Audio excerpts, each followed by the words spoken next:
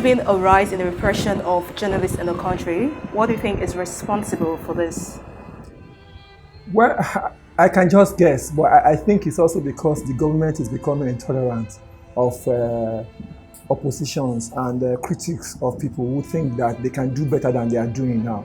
So what you find is a situation where people make what before now are just passable comments and they are arrested for whatever reasons, and all kinds of reasons are invoked. So we are in a time when the space for expression of views are endangered, so to say. Or in this context, do we say the government are afraid of transparency and accountability? Well, maybe not government or maybe some individuals, but I think what we are finding is that passable comments are no longer allowed, where people express loud opposition to policies, and those kind of atmospheres are getting limited month by the day. We are not really sure what is happening, but the number of people being held is scaring. There are some people who have been arrested, you don't even know their whereabouts, and nobody is taking responsibility. But these are people that we knew hitherto had expressed contrary opinion to some government positions, either at the federal or state level. So still on the freedom of the press, Agba Jalingo was held, he's been arrested for publishing an article on government. Yes, so now we don't know what is going on. I don't know, maybe they feel like there's an attempt to overthrow the government, or what do you think is going on? Well, he's been brought to the court. Up to yesterday, he was brought to the court. The case is still going on. But you know, justice has to run its course. What we are even asking for, if for any reason anybody has done anything that somebody is not comfortable with, that person should be allowed to go through the process. They should, if they have to be held, they should be held within the ambits of the law as required. If they have to be taken to the court, the normal justice system should be allowed. And if there are conditions for allowing them out of it, it should be as it should not be as stringent as some of the things that we are hearing now. Okay, likewise, we also have Mr. Fisayo Shiyombo, who went into the police cell just to uncover the corrupt system going on in the judicial arm of the government. So, do we say it went too far in unveiling the corrupt system in the police? Well, too far is relative. It depends on what we are saying. We have already known that some of these things exist. But typically, sometimes we don't believe ourselves until we have clear evidence like we have had. The beauty of what he has done, as far as I'm concerned, that where he allowed himself to be arrested, so he went through the normal court, whatever. He got beaten up even in detention and whatever. There's probably more to it that we don't know. But what is important is that more than ever before, we need to allow spaces, because just recently BBC did a report and everybody was celebrating. Even the Speaker of the Federal House of Representatives held that report. And we had some reaction. But here we have a situation where we have always known that our court system is very corrupt. We have always known that people get into prison, they are not sure who is inside, who is outside. So I think instead of anybody chasing anyone, we should look at what he has reported and take necessary precautions so that we don't allow people who should be outside to be, who should be inside to be outside, so to say. Okay, I think one of the position about his case is that he perhaps went too far, trying to compromise the security of the police system. Do you think so? Well, I'm not a police person. They know whatever it's their system. If it was infiltrated, well, they need to look at that system. I've read that report. I'm a journalist. I don't want to rule out that I can do that kind of a thing. Sometimes we need more visible evidence than just speculating. Like I said, we have always known that people are arrested, in the manner in which he was arrested, wearing the hairdo he was carrying, which ordinarily should not have attracted that kind of arrest. But it happened. For me, like I said, it's a moment for us to reflect on our system. If it had been infiltrated so easily by a journalist who was he had a purpose for doing it. He was not doing it to compromise.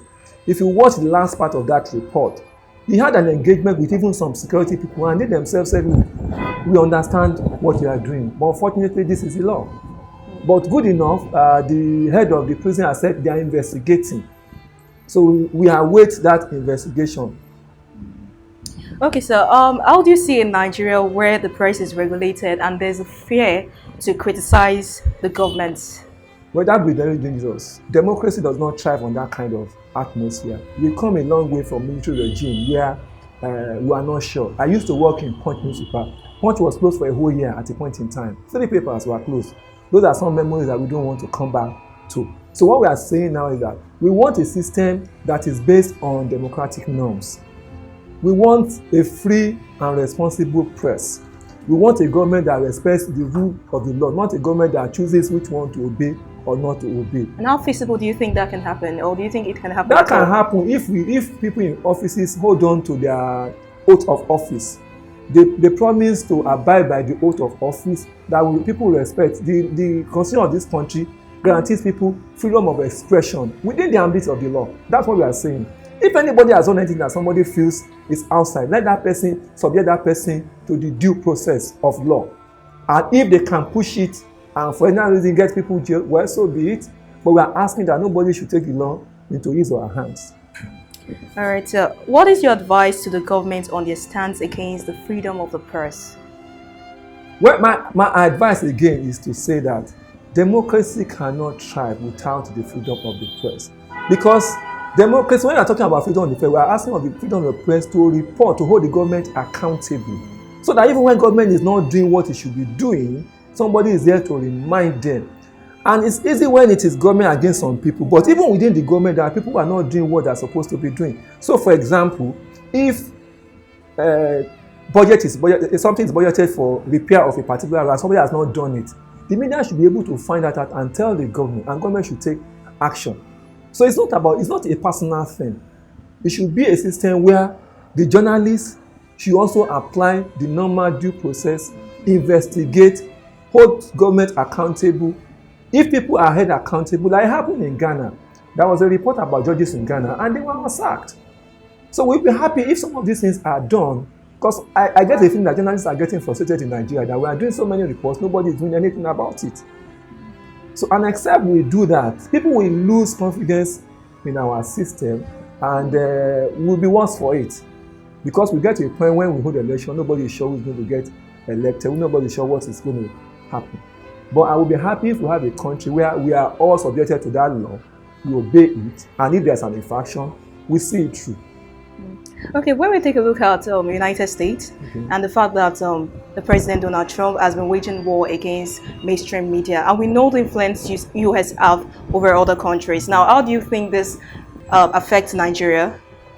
Well, I mean, Donald Trump can do, even in America, I mean, he has come under major criticisms about his attitude to the media. So he is not a model for anybody to emulate. The most important thing is that we are here. Many people who are in government have been part of this government. They've seen it through. We've gone this road before. He didn't pay anybody. So what I keep emphasizing is that there is a law guiding. For example, there are even more draconian laws now. We have cyber crime law under which anybody can be, even if you forward a text message, you can be accused of different things, terrorism or whatever. I will advocate that everybody should get acquainted with the law, know what is your limits, know what to do. If you find some infraction, report it to the appropriate place. And if that is done, the government should be seen to be acting, not to be watching. So we've had sex for grades. We are hoping that the authorities of the University of Lagos, for example, will set up the panel they have set up and they will dispassionately handle that matter. We have seen Toyombo's case. If what came out from that thing, like we have already known, is confirmed, that kind of police station should not be allowed to remain in that state.